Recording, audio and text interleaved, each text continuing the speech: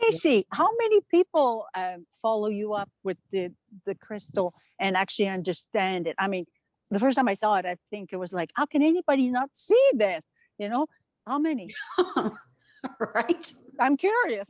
You know, is there a lot of people that actually kind of really are grasping what you're doing? There's a growing number, but I wouldn't say a lot. We've had to bring things, step things down into the beta framework to even get people to glean at all that anything is happening.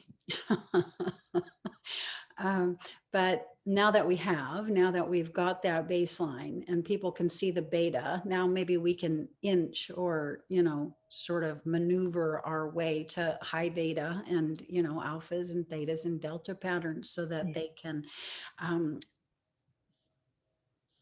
see more of what's going on all at once. Yeah, not just a single bit in the frame, which I enlarge into the particular being, that I call the main.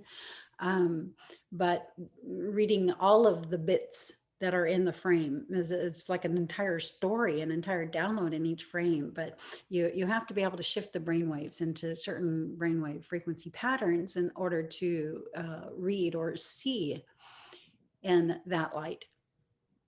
And yeah, so we're just helping people make the shift. And this is how we're helping people make the shift. The shift is a shift in brainwave patterns and brainwave frequency patterns. People have been here in this version of the 3D Earth Life have been locked into the low beta wave for a very long time, and they won't let go. They just they can't let the other patterns in anymore.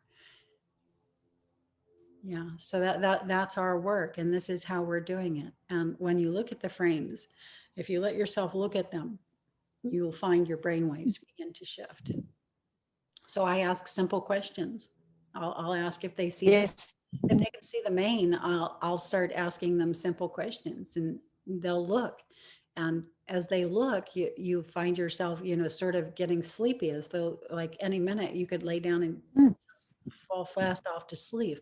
And that's a higher light coming in, and that's them acclimating to that higher light. And yeah, at first it's going to knock you out, just like it does every night when we sleep. When the higher light starts coming in, it knocks us out because we can't hold that higher light yet. But that's the idea, to shift consciously while in the body. And so the body has to be brought into a state in which it can hold that higher light. And that's what we're doing through all of this. It's not just about crystals and extraterrestrial beings, which make it fun, of course, but the fundamental of all of that is shifting from planetary life and experience into galactic life and experience. Yeah. So what's the block going further? Because now do the gazing into the crystal frames you give. I start to gaze, and it starts to deepen. Then it starts to shift. It starts to move around like this. My eyesight that starts to move around. That's as far as I ever get. I can never go any further than that. It just shifts and just keeps morphing and moving. But I've been trying now for ages. I cannot get further than that. I'm trying to go. I'm trying to go, but it's just moving around. Yeah. So just don't block it with the word can't. Try not to ever block yourself. Let yourself know, I've opened the window. The still frame has begun movement. Any time now as I, practice with these, and I'm going to let this be a practice, daily. As I'm doing my grid work, I may open the window in the frames and see how far I get this time, and just keep the window open, Soon the movement, when it becomes pixelated, when the window has opened, when it's no longer physical, you're opening you're learning how to hold an alpha brainwave frequency pattern, and being able to create that alpha pattern while you are awake in physical space is hugely important to making this shift. And so understand that that's what you are fundamentally doing. And that is what it sounds like you are doing, at least momentarily, when you work with the frame. So keep working with them, and pretty soon you're able to hold that for longer And So the that- movement is just a kind of a sign of the brainwaves, just to give them a little taste of the shift as it goes into the alpha. Just brainwave kind of frequency moving around. is what sets the frame to moving. Yes. Okay. The window, what opens the door, literally, into galactic life. Yes. Mm. My problem is I've got no patience. Let's say this too, from 3D into 4, 5, 60, and you can take that as far as you want. Yeah, but most people will just barely hop over from 3D into 4D. And, therefore in their, what they will still call their physical life, because 4D is still very physical. It'll just look the Is same. is that Getting things like when you do the astral body? Sorry, I can't see. Because I practice going out of the body often. In my own room, it's space, and then you lose a bit of sight at one point, and then you're in another scene. But the one you're talking about, the low one that like, around your place, sometimes it's time frame, but it's so physical because it's still your room. Is that the one you're talking about? And most people could just sort of feel that one.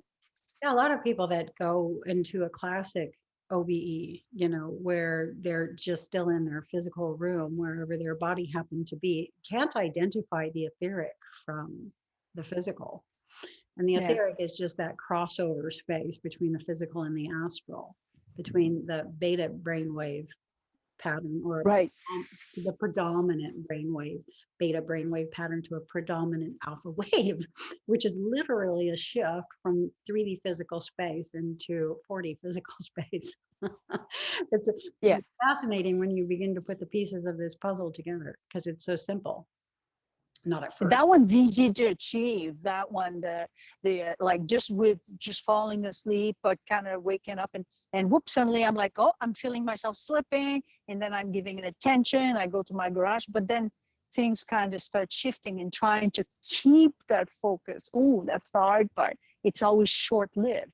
And these are the only stages I've ever really experienced, and also the lucid dreams that I control, and I made intentions to go there and be in contact with things and do things, move things, but that's about as far as I gone. But the one that is in the real zone, they call it RZ, or the term they use, right? Real time zone.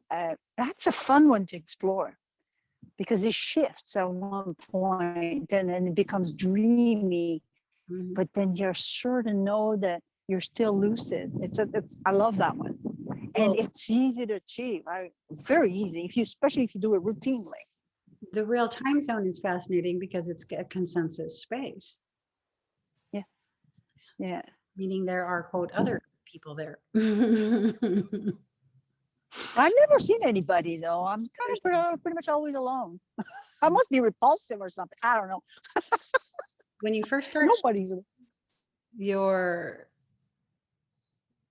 biological and physiological system has to undergo an alteration, a change within itself. And that change begins with the central nervous system and the base of the central nervous system, which is your fight flight feeling.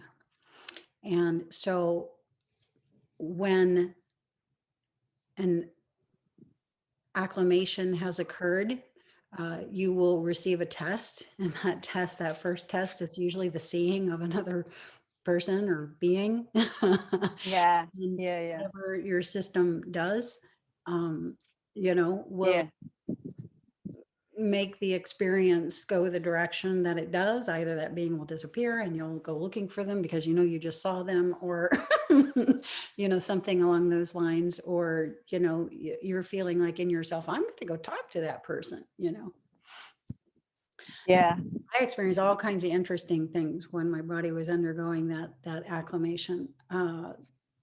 I would scream at people, "You're just a figment." It's amazing what would come out of me. And it wasn't that I was, consciously thinking these things. It would just be there and come out. I would often be let to see another Casey, another me, Really? and I would beat the crap out of myself that was my instinct, was literally to kick and punch anything that looked like me.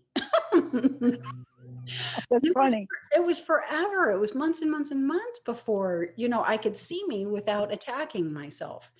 And so, these are just some of the things that happen as the system acclimates.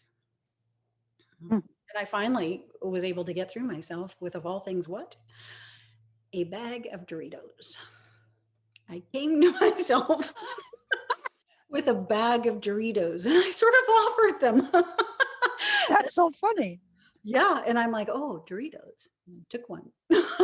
I didn't hit her. I took one.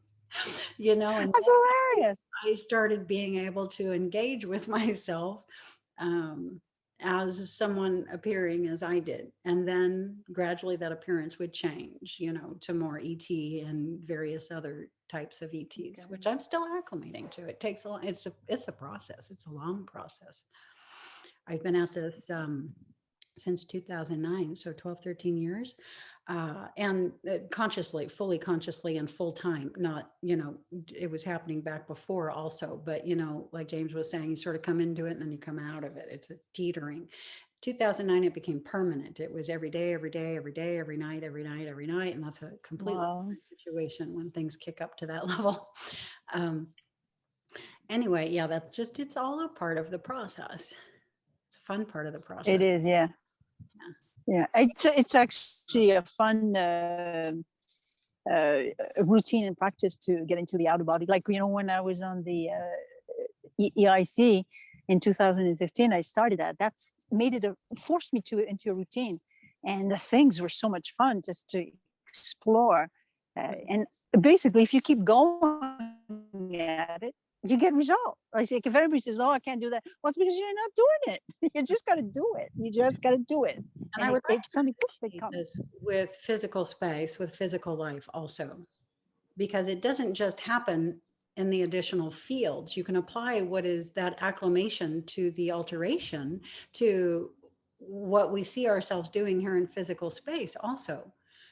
It's the same kind of thing. We generally go into fight, flight. We generally go into attack. That is part of the process that you have to go through in order to grow out beyond that. I mean, because at a certain point, you begin to realize every time this happens, I go into attack. Why am I going into attack? And through these, the process, of asking questions and having questions answered literally through your system, through your biological and physiological system, the change takes place. And then, your fight flight doesn't get activated. It's been neutralized. And now you're able to engage with others. Now we see this happening on the planet with the sides, the